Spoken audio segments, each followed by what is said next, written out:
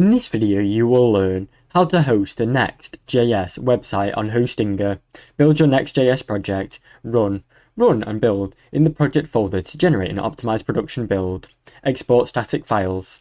If you're using a static export, run or generate out folder with your static files, log into your Hostinger account, access the hPanel dashboard to manage your hosting environment.